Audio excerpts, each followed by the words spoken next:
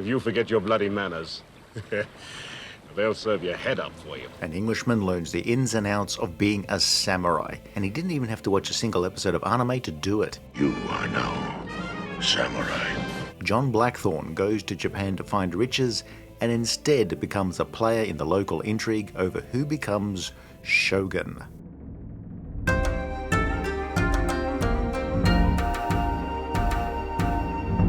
Lord Torunaga has made you samurai and hatamoto. In 1980, NBC screened a 5-part miniseries based on James Clavell's novel Shogun. A Dutch privateer arrives in Japan only to find the Portuguese have already sunk their teeth into the region's riches. The ship's navigator, John Blackthorn, arrives with virtually no knowledge of Japan or its people, and over 9 hours of this television adaptation, he would learn the language, the protocols, the politics, and that here a pillow fort means something completely different. One of these ladies would be delighted to pillow with you, Anjin-san, or all of them if you wish. Blackthorn would also find love with Mariko. Where shall I begin? At the beginning. In 1600, the Catholic nations of Spain and Portugal have established themselves in Asia, while their Protestant rivals in Europe, namely Holland and England, look on in envy. Even when these factions are not at war with each other, they think nothing of plundering each other's vessels on the high seas. I dig. I ordered fries because I wanted fries, but if you wanted fries, you should have gotten your own damn fries instead of pinching them off my plate. Just to be absolutely clear, in this scenario, I am the Portuguese, and my grandmother, who doesn't recognize me anymore, is the damned Dutch.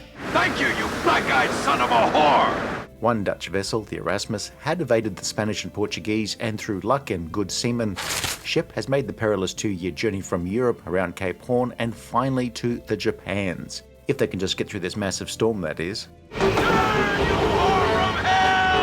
Englishman John Blackthorn is the pilot major or navigator of the Erasmus, and he's finally managed to get the last few surviving members of the crew to Japan after nearly 2 years. It would have been sooner, but he had the map upside down for the first 9 months. Then we'll get everything settled. The crew of the Erasmus, while claiming not to be pirates, really do have gold and other riches on their minds. They crucify criminals and pirates here. You're going to die. Blackthorn finds that far from being meek and easily bullied simpletons, the locals won't take any shit from tourists, or anyone in fact. The Japanese quickly demonstrate their hold over the land by imprisoning the Europeans, boiling one of them alive, Tell him I piss on him and his whole country. and pissing on Blackthorn as revenge for his boorish insults. The Catholic Jesuits and the Portuguese are well ensconced in Japan by this time, where they have agreements with the Japanese. The Portuguese have an annual shuttle service, the Black Ship, which will ferry their gold back to Europe. And once Blackthorn learns of its existence, his eyes lit up like a Christmas tree suspiciously thrown into a bath. And that the Black Ship is worth $1 million in gold to them every year. For all of the differences between the European and Japanese, there are some commonalities, such as a love of really big pants. In Shogun, each nationality or faction thinks that every other faction are the godless, savage, heathen barbarians. Shikashi, Ie Yabajin. I am not a barbarian. Blackthorn has to navigate his way through the local hierarchy, where each lord is progressively more powerful and has more hit points. Annoying any one of them could result in instant death. There's Omi, his piss buddy, then it goes to Yabu, and then most scarily of all, Torunaga. When Torunaga shows up, Blackthorn's only way of communicating is through the local Catholic Jesuits like Father Alvito. Since you have objected to my translating your words, Lord Torunaga will have the Lady Toda explain your responses. Torunaga assigns Mariko, a Catholic convert married to Lord Buntaro, to act as Blackthorn's interpreter. I wonder where this is going to go. You are quite welcome, Pilot Major Blackthorn. The Japanese find it very difficult to say Blackthorn's name, and so they call him Anjin, which the series tells us is the Japanese word for pilot or navigator. Parts of Shogun are possibly a more effective way of learning a little bit of Japanese than Duolingo. I mean, couldn't be worse. To make it negative, you just change mas to masen. Blackthorn reveals to his new captors/hosts that the Portuguese and Spanish have already carved up Asia between them, but he also offers to captain the Erasmus to disrupt the Portuguese plunder of the region, something that would help Torunaga defeat his rival Ishida to become Shogun, or Japan's military governor. However, the more time Blackthorn spends with Mariko, the more he falls for her. She used to be his tutor in the ways of Japan, where she instructs him on how to behave, that he has to bathe much more regularly than once every 3 years, and assigns him a woman to pillow with him. Blackthorn would prefer Mariko, but she's married to the vile Buntaro, and whenever he's about, you just realise that never has somebody needed a jolly good memory foam pillow so much. Blackthorn is under pressure to learn the language. Lord Yabu has ordered that if Blackthorn hasn't learned enough Japanese in 6 months, then the villagers of Anjiro will be put to death. Now, learning another language fast isn't all that hard, but like most people, you do tend to start with the dirty words, so Blackthorn learns all about pillows, cushions, padding, headrests and the like, before moving on to more useful things like verbs, adjectives, and beanbags. You can't be serious. Blackthorn has moved from location to location, sometimes with his friend and sometimes rival pilot, Rodrigues. They have a respect for each other as pilots and a sort of grudging friendship, but there's always the possibility that Rodrigues will betray Blackthorn at some point. Being friends with thee complicated my life extraordinarily. The Portuguese are painted as hard to pin down. One minute they're declaring Blackthorn as a dangerous heretic, and the next they're saving his life, or at least some of them, particularly Rodrigues, Father Alvito, and Father Delacqua, the Pope's man in Japan, or Pontiff once removed, or the sub-Pope. They have a certain amount of disdain for Blackthorn and the complications he represents towards their interests. I want the heretics. But it's the captain of the black ship, Ferreira, who really wants Blackthorn dead to remove any threat. Either that, or Ferreira is just a psycho. I mean, it could go either way. Much of the runtime is dedicated to Blackthorn biding his time before he can retake control of the Erasmus, while watching the intrigue between Torunaga and Ishida unfold. After performing various good deeds, such as saving Torunaga's life during an earthquake, Blackthorn is finally made samurai, which sounds really cool and all, but should Torunaga fail in his bid to become Shogun, then Blackthorn, along with all of Torunaga's men, will die. Now, this is proof positive that you really should read the terms and conditions before becoming a samurai. This day, more than anything, had convinced Yabu that his karma was to live. Yabu finally betrays Torunaga in an attempt to play both sides off each other, like how Belgium will often tell France and the Netherlands that they'll vote for them in the Eurovision Song Contest. However, in most cases, Eurovision perfidy does not end in seppuku. Mariko had been killed, the Erasmus burned, and his remaining crew turned against him. But Blackthorn will find a new purpose in building another ship, while Torunaga monologues. He had burned the Erasmus so that the Portuguese would stop trying to kill the Englishman, but also he doesn't want the Englishman to leave because he has so much to learn from Blackthorn. Now, with friends like that, you are much better off taking a taxi to the airport. Are you so eager to die? Shogun? It's so good I'm gonna watch it again. We haven't covered too many miniseries, but from the late 70s all the way up to the early 90s, they would become very big business, and they were a great way to see a really, really fat book adapted for television without having to condense the story into a single 2-hour script. わかります. I understand. They had more or less started in the mid-70s with QB7, but the concept would really take off with Rich Man, Poor Man, and of course the biggie, Roots. These miniseries had stories broken down into 2-hour episodes, often shown on subsequent nights, and some of them would become huge event viewing, bringing in massive ratings and for a time would be all anyone would ever be talking about. They were often melodramas about complicated family relationships, but some would fall into the sorts of genres that we regularly cover on this channel. You're wrong, my love. We have all the time in the world. Miniseries often had bigger budgets and longer shooting schedules than regular series, and they would supplant television movies as the instrument to deliver prestige productions on American television. There were some miniseries created specifically for the format, but for the most part, they tended to be adaptations of very popular books. And Shogun was a very popular book. How did that happen? James Clavell, born in Australia to a British father, served in the military during World War II and would find himself a prisoner of the Japanese. However, Clavell would retain a fascination with Asian cultures. He'd eventually sell some movie scripts that mostly went unmade and was hired to write the screenplay to the 1958 horror movie The Fly. Clavell would occasionally produce and direct films like To Sir With Love, or he'd stick to screenwriting for films like The Great Escape. But in between his movie projects, he started writing novels. King Rat was the first and was made into a movie in the mid-60s. But if that's true... After a few poorly performing movie projects, Clavell would concentrate on novels in the 70s, ultimately spending 3 years researching and writing Shogun, which would be first published in 1975. Meanwhile, I spent 3 years writing and researching Knight Rider. So you tell me who's wasted their time more. But our paths shall cross again. Not willingly, priest. While Shogun is not meant as a 100% historically accurate documentary, the basic story was based or inspired by real-life people and events that took place in the 17th century. William Adams was the original Anjin, the first British man to reach Japan to complain about everything. Oh, they don't make the tea right here. Oh, it's bloody hot here. Oh, my forehead. I am Rodrigues-san. Ichiban bloody pilot to Toda Hiromatsu-sama. Clavell changed names, expanded or invented relationships, and took a lot of license with the telling of his story. But you knew that. So to reiterate, this is fiction based on actual history. It is certainly not a way to cheat on your upcoming history test on the lead up to the isolationist Tokugawa era. Some people think you should hang a pheasant by the tail feathers until it drops off. That's an old wives' tale. The Shogun novel was a massive success and would sell millions of copies, but rather than wait for producers to come to him and wave big checks in his face, Clavell, as a former film guy, looked for writers and directors to bring Shogun to life. Domo, Yabu-sama. Eric Bercovici met with Clavell and would outline his ideas. He would take the book, reframe the story so that the bulk of it was told from Blackthorn's perspective. Clavell took a pen to a copy of Shogun, crossed out most of the scenes where Blackthorn was not present, and then gave it back to the writer, telling him that the changes he suggested worked. Bercovici would end up not only writing, but also producing the miniseries version of Shogun. Jerry London had already directed several miniseries, but by this point, he was seen as somebody who could definitely deliver a complex project such as Shogun, even when it was going to be made in a way that was highly unusual for an American miniseries at the time. It would be shot completely in Japan, with a lot of Japanese dialogue, where very little of it would be subtitled. By late afternoon, Torunaga had won the battle, and the slaughter began. The audience would mostly only know something if Blackthorn knew it, or Blackthorn could understand it. So either Blackthorn just understands and would repeat a few phrases in English, or somebody else would be there translating for him, and of course us. It is a Portuguese, Japanese dictionary and a grammar. Just to complicate things, any dialogue in Shogun that is not in Japanese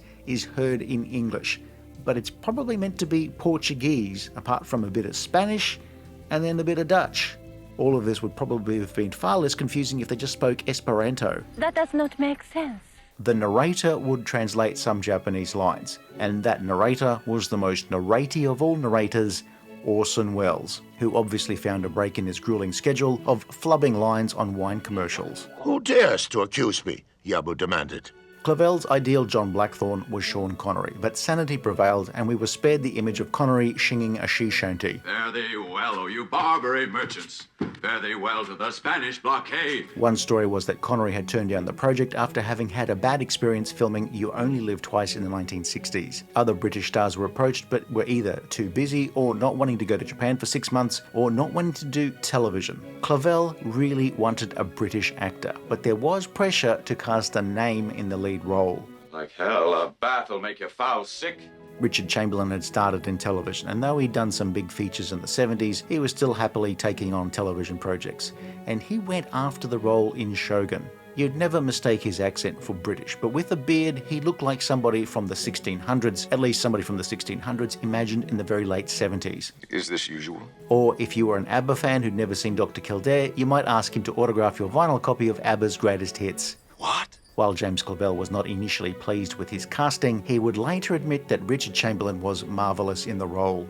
With the miniseries script emphasising Blackthorn, Chamberlain would be in almost every scene. There's no way out, is there? Long shooting days would be common, and the unflappable star knew how to pace himself to keep his energy up. Sakazuki, very good. More Sakazuki. Blackthorn and his crew arrive in Japan thinking they're going to loot the place. Blackthorn holds out hope that he'll regain the Erasmus and return to trade. He learns Japanese customs and the language as a way to achieve his goals. But then he falls for Mariko. Watashi wa Hatamoto. I am samurai. Blackthorn would be pissed on, people would constantly try to kill him, he'd be imprisoned by Ishida, his men tortured, his ship burned, he was blinded. Voulez-Vous failed to top the singles charts in the UK, his request to marry the love of his life is denied. I humbly ask for her hand in marriage. And then she's blown up. But throughout all of this, his hair retained a level of volume that was outstanding. It is at this point that I will endeavour to avoid conflating Blackthorn with Benny Andersson from ABBA.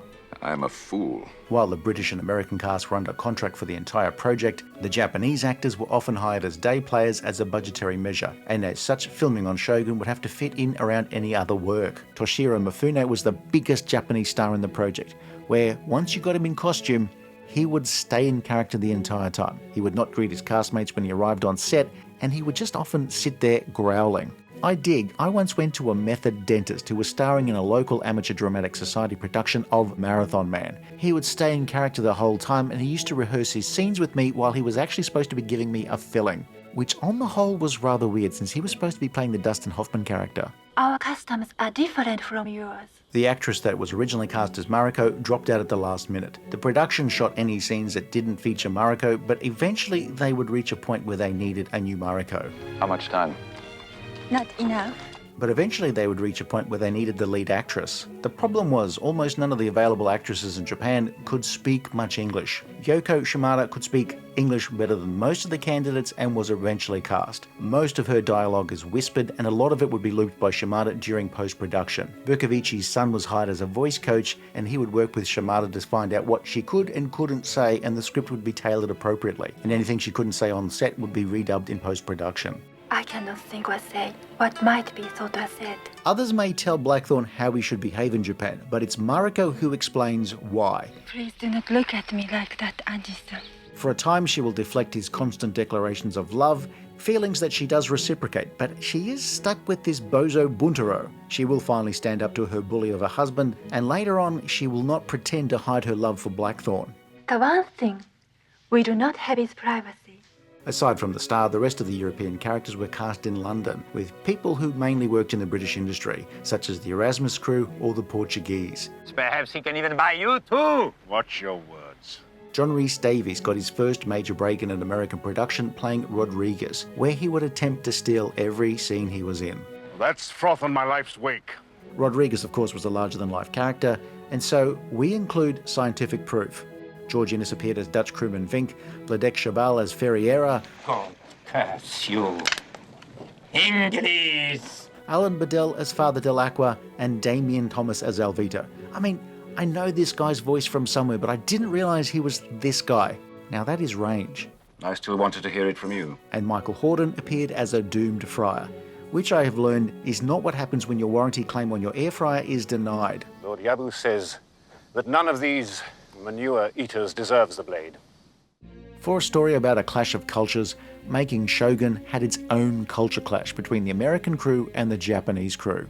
American expectations smacked head-on with Japanese filmmaking traditions, where Japanese sets were built up from a dirt floor with perfect construction, albeit with pieces of set tied together rather than using nails. You see what he has done? He has put a spell on all of us. Interiors would be filmed in Toho Studios, but that proved an eye-opener when any gear used for 35mm motion picture production tended to be quite old compared to the more advanced equipment used for Japanese television productions. The makers of Shogun would bring in their own cameras, but tried to get things to work with the type of lighting used in Japanese productions. Storm scenes were first shot in a large tank, but then they were remounted on location with massive wind machines and whatever lights they could wrangle. I keep forgetting that you're the enemy, Glaze. The Japanese galley was built for the production, while the Erasmus was portrayed by the Golden Hind, a motorized replica of Drake's ship constructed in the early 70s. When the production shot out on the ocean, conditions were very unpleasant for the cast and crew. It was hot and humid, and of course the boats would bob about, leading to something that wasn't necessarily on your typical weather forecast. Cloudy, with a chance of projectile vomit. The village of Anjiro was built on a remote beach at Nagashima, but no one worried about why it was so unspoiled. That was because it was often ground zero for typhoons when typhoon season started, and sure enough, just as the production wrapped on location, the sets were flattened by a typhoon. The signature earthquake scenes had to be filmed multiple times in different ways after injuries were incurred on the first attempt. Long explanations are unnecessary. Shogun, despite its many grandly staged scenes of armies, didn't go for showing large battles on screen, though the attack on Anjiro was a major action sequence. That he is not at war with the Portuguese, and he will not attack the Black Ship. It was a tough and long shoot that took around 130 days to get all of the footage that they needed. Post-production used 5 teams to eventually produce the final 5 episodes, where the first and last episodes ran 3 hours with commercials and the middle episodes ran 2 hours each. Shogun was a massive hit on its broadcast on NBC over consecutive nights in September of 1980, where it would eventually win the Emmy for Best Limited Series. It also took home Golden Globes for Best Television Drama, Best Actor for Chamberlain, and Best Actress for Yoko Shimada. I mean, it's the Golden Globes, lol. But if you're given one, you're not going to turn it down, are you? That's the only answer you have, isn't it?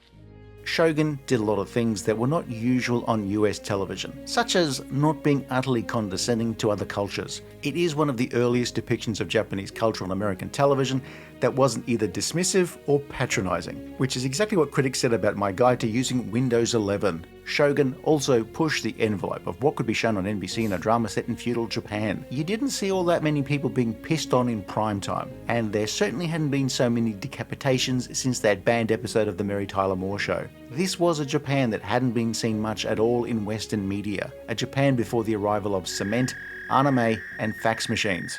Asleep or awake, thou art with me. While the network didn't raise too much of a stink about some of the content in Shogun, they weren't necessarily confident in the product. But they still mounted a massive marketing campaign to sell the show, and it worked, with the network achieving huge ratings with the broadcast of Shogun. And some of the people behind Shogun do want to claim the credit for a lot of Americans trying sushi. I suppose this does track. The main reason I shaved my head and ate lollipops as a kid was because of Kolchak. Or was it I hunted vampires and demons because I was watching too much Kojak? Oh god. At 9 hours without the commercials, Shogun was not something you could watch in one sitting, and so a 2-hour edited movie version was put together for release in theatres in Europe, despite the story having to be compressed like a Hot Wheels Trans Am in a hydraulic press. The result is pretty much the same. This movie version added some gore and nudity taken out of the television version, and would be the only version that was available on home video for many years. There would later be video games based on the story and a musical. It is over until it begins again. In 2024, a new adaptation of Shogun was produced for FX. It was not a remake of the 1980 miniseries, but a new adaptation of Clavell's book, supervised by his daughter, Michaela Clavell. The 2024 series tells the same basic story, but it doesn't focus quite so much on Cosmo Jarvis as Blackthorn and Anna Sawai as Mariko. Here, more of the story looks at the Japanese intrigue, and there are a lot of scenes with subtitles. Shogun was originally a limited series, and like the Chamberlain miniseries, would also win Emmy for the best limited series, but such was the success that 2 more seasons were ordered. Both versions are incredibly well made and make for compelling viewing. Shogun is the military ruler of the whole country. When the original miniseries was on, I vaguely remember some scenes being on television, but at the time I was way too young to stay up late on school nights for a week and watch it, so I never got around to seeing it. Yes, it's true. But I enjoyed the 2024 series so much that I decided to go back and watch this Richard Chamberlain version. I love them both about the same. They're just a little bit different. Shogun's production design was fantastic. Its acting, pitch perfect. After Shogun, Richard Chamberlain would continue to star in a few more major miniseries, with The Thornbirds also being a massive success. He would also become the first actor to play Jason Bourne. If you like the miniseries form, then the 80s had your back, with the likes of V, Lace, Winds of War, North and South, The Blue and the Grey, The Old and the New, The Positive and the Negative, The Atari and the Intellivision, and my favourite, The Coke and the Pepsi. Together, we will prevail. Shogun, whether it be the original book or this miniseries, would have been many Westerners' introduction to the culture of feudal Japan, the idiosyncrasies, the etiquette, and you'll never look at your pillow the same way again. Who knows? There are also lots of characters kneeling and sitting cross-legged, so I don't know what's worse right now, my knees or my deep vein thrombosis. If you enjoyed this review, please like and subscribe, leave a comment below, or check out some of our other videos.